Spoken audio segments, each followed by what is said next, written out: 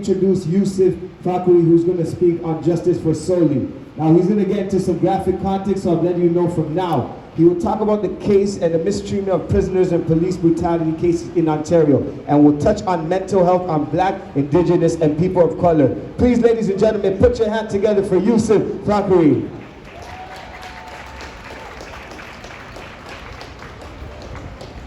Bonjour, mesdames et messieurs. Good afternoon, ladies and gentlemen. First and foremost, a sincere and gracious thank you to March for Change for giving us an opportunity to talk about our stories, or stories that are connected on a collective mosaic. A sincere thanks to all of you for giving us an opportunity and hearing our pain, our collective pain, and talking about the tragedies. And finally, a profound recognition and acknowledgement to the Korchinski-Paquette family, to the Chowdhury family, to my dear friend Chantal for speaking out. It takes courage, ladies and gentlemen. Ça prend beaucoup de couragement, mesdames et messieurs. It takes a lot of courage. I start with a simple message. I greet you with the greetings of peace. Assalamu alaikum. My dear brother Hassan just spoke a few minutes ago, saying that they've been waiting now more than 2 weeks. My family has been waiting 3.5 years for Suleiman, for justice for him. 3.5 years. More than 1,300 days, ladies and gentlemen. More than 42 months.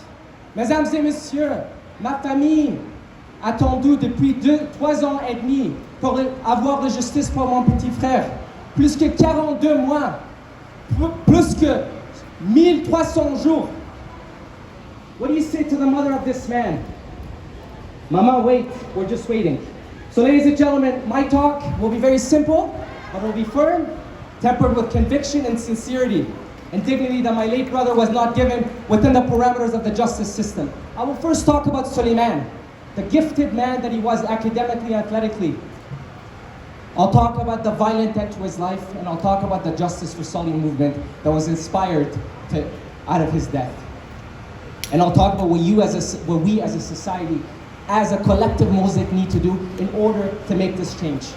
In order to have less body bags and individuals who are suffering from mental illness to be celebrating birthdays, to be celebrating milestones, not being given to their mothers or their sisters or their brothers in body bags and saying, you know what, sorry.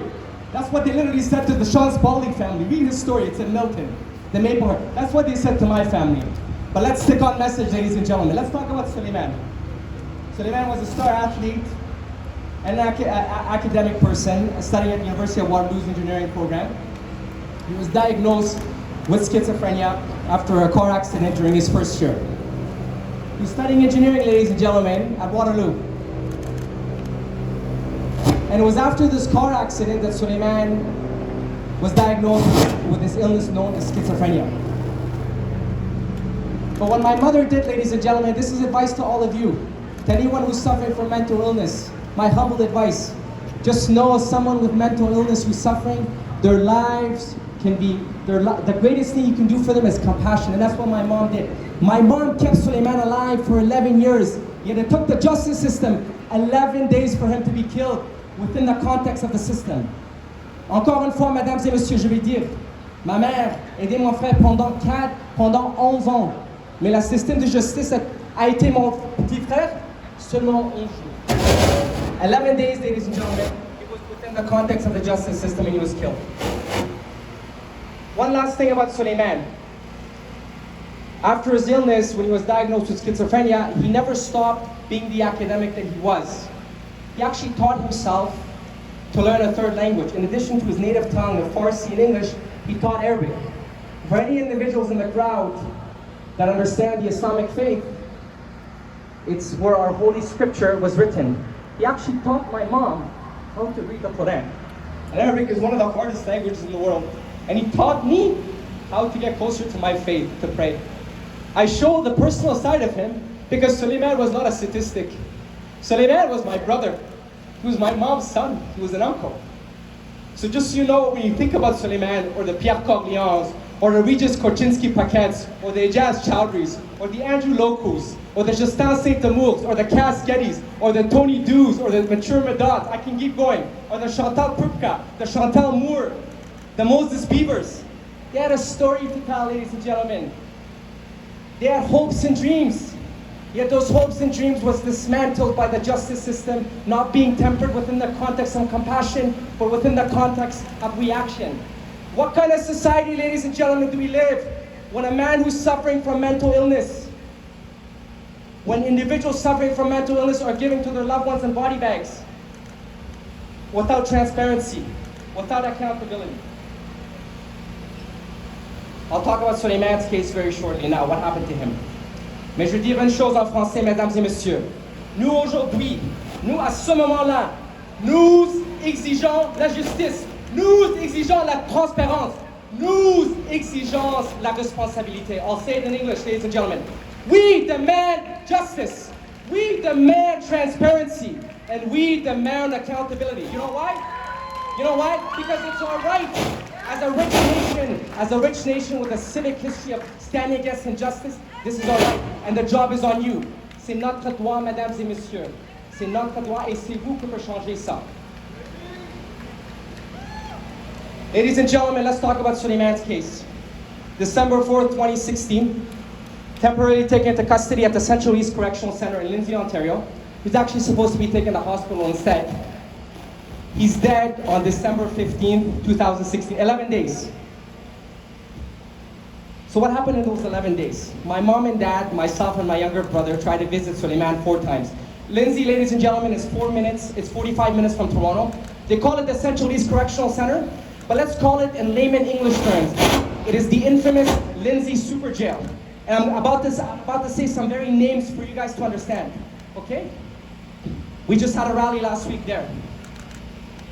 So the 11 days, my family tried to see him. 3 days before his death, ladies and gentlemen, and this is very important for us to understand before I tell you about his killing. 3 days before his death, an Ontario judge, the branch of government known as the judiciary, ordered him to be transferred to a hospital. And the only reason he was not able to be transferred to a hospital was because he was waiting for a bed. To the nurses and the psychiatrists and the social workers, I hear you loud and clear. This is where the money should go, ladies and gentlemen. My brother's dead. One of the reasons my late brother's dead is because people with mental illness, their lives are cheap. Why do we don't have money for people? Why was he waiting for a bed? He was waiting for a bed, ladies and gentlemen. That's why he wasn't transferred. Let's talk about December 15th, 2016. And in those 11 days, when we visited him 4 times, they knew that Suleiman had schizophrenia, that was suffering from it. And we, as a family, to this day do not know why we weren't able to see him. What does it say about our society, ladies and gentlemen, when the voiceless are treated within the context of a very opaque system? What does it say about our society when the voiceless are treated in the context of a very opaque system? We don't know why we aren't able to see him. For him just to say to his mom, I love you. But that was never given to her, and she suffers to this day because of that. Let's talk about his death on December.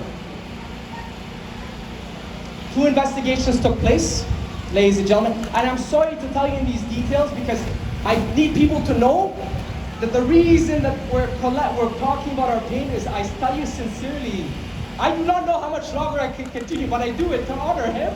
So there isn't another Suleiman. I promise you, I do this for that reason alone. Believe me, because there will be more of him. But let me tell you the graphic detail what they did to my late brother. What they did to a Canadian man, a man suffering from mental illness.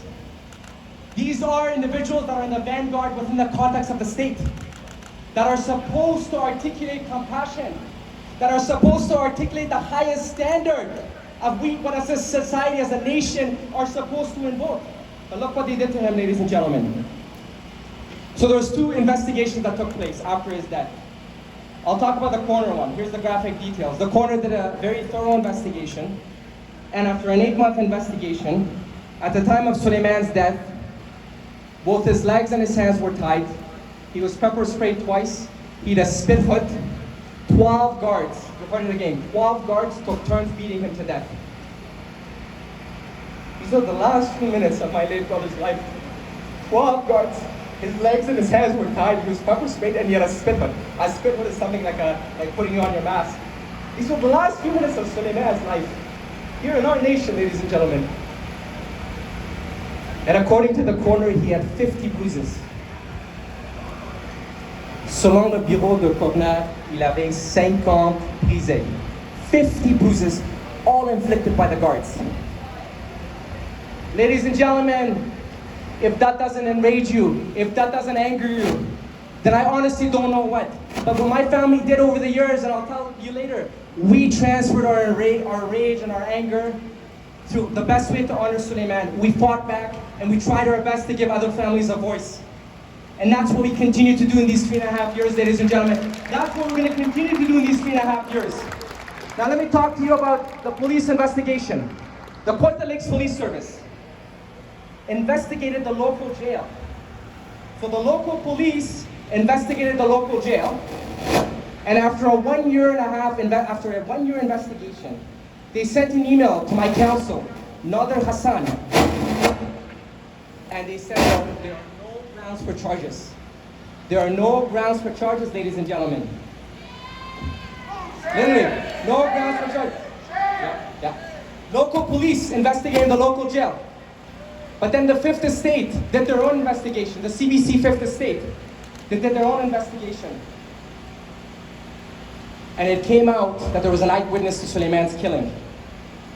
And what also came out is that the Porta Lakes Police Service never spoke with the eyewitness during their investigation. If you want to hear more details, you can go to the Fifth Estate, literally.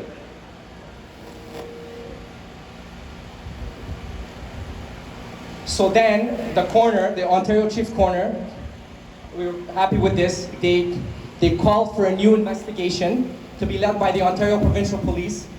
That was December 2018. The second police investigation to Suleiman's death, after the eyewitness came forward. And according to the eyewitness, ladies and gentlemen, one of the guards had his knee on Suleiman's neck.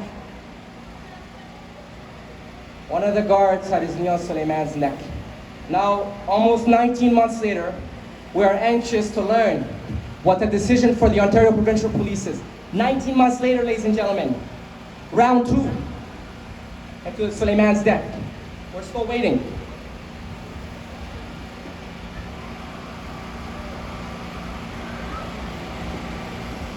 And if you want to learn more about the case, I invite you to go to Fifth Estate, or Brief But Spectacular that was done by CBC, or Justice for Soli, or our Instagram page. I just cannot explain everything to you, ladies and gentlemen, because there's so much violence to his end.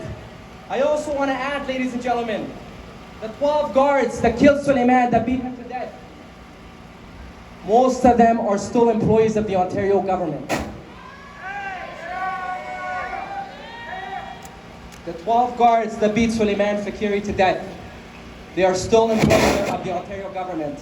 Les 12 gardiens de prison toujours travaillent pour le gouvernement d'Ontario, la majorité.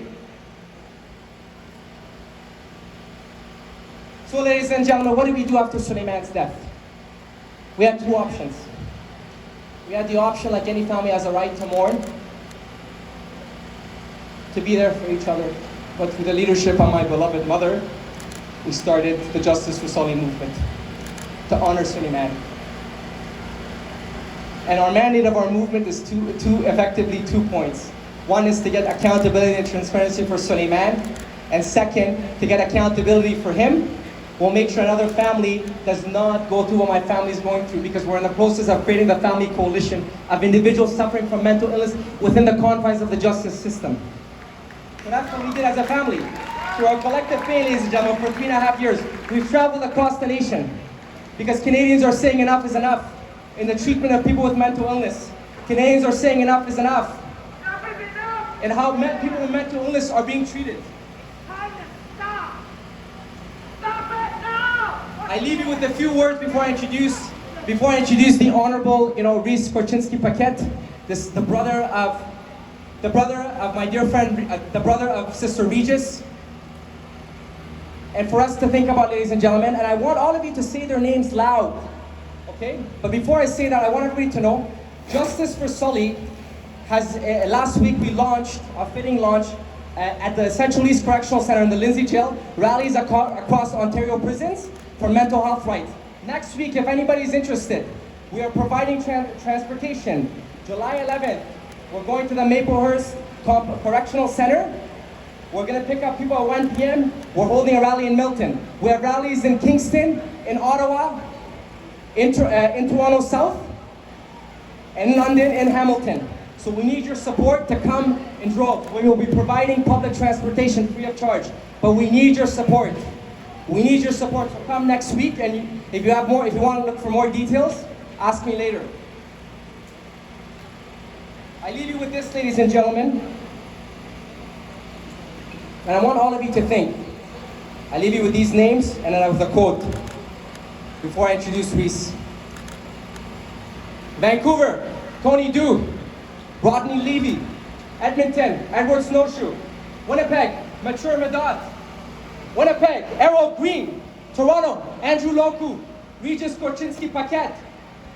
Stephen Duthie, Mississauga, Ijaz Chowdhury, Dondre Campbell. Milton, Sean Spalding. Ottawa, Justin Saint-Amour, Cass Geddes, Abdurrahman Abdi. Lindsay, Jordan Shared, Abdurrahman Hassan. Thunder Bay, Moses Beaver.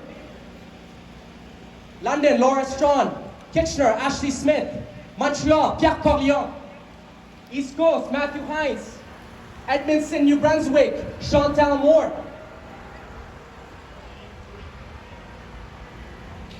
And my late brother, Suleiman Fakiri. Ladies and gentlemen, you know what the common denominator with these names were? They all suffered from mental illness, but they were all given to their families in body bags. What does it say for us as a nation when individuals that are suffering from mental illness are given to their family in body bags and to never achieve the dignity and the right that they have in this life? Ladies and gentlemen, what do we want our future generation to say to us? Do we remember us in history as the conformists or as the brave? What do you want our history to remember our grandkids? Do we want to cultivate the flower or the seed for a better tomorrow where people with mental illness are treated with respect and dignity? Do you want our generation to one day say that we stood for what is right through difficulty and anguish and pain? Or do you want to say that we operate within the confines of a system where we said, you know what, that's okay? The duty, the responsibility, and the conviction lies with you. Operating within the context of a civic nation, open letters, reaching out to your member provincial parliaments, municipal leaders, federal leaders. It lies with you. Ça reste avec vous, mesdames et messieurs. Our generation is counting on us, our kids are counting on us, Canadians across the nation are counting, and these individuals that lied, they had a story. Every single one had a story to tell. There were mothers, there were fathers. Read all their stories. But they were killed within the confines of the justice system because they suffered from mental illness, because their lives were viewed as cheap. Because their lives should not be as cheap, ladies and gentlemen. And I leave you with this quote from the famous South African statesman, Nelson Mandela, who spent 27 years in prison.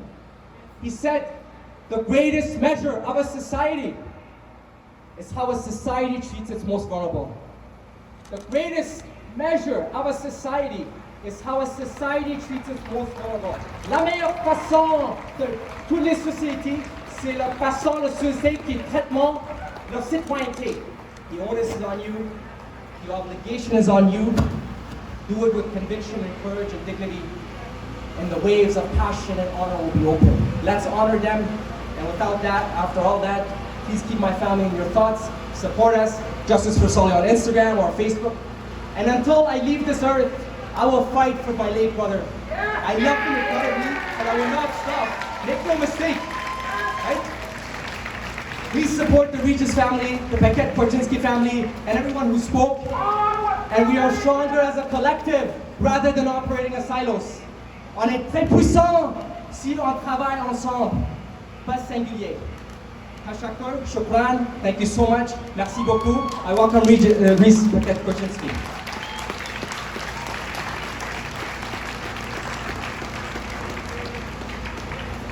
I'd like to thank everybody for coming out and standing for something bigger than us, bigger than all of y'all, you know what I'm saying, bigger than me. First thing I'd like to say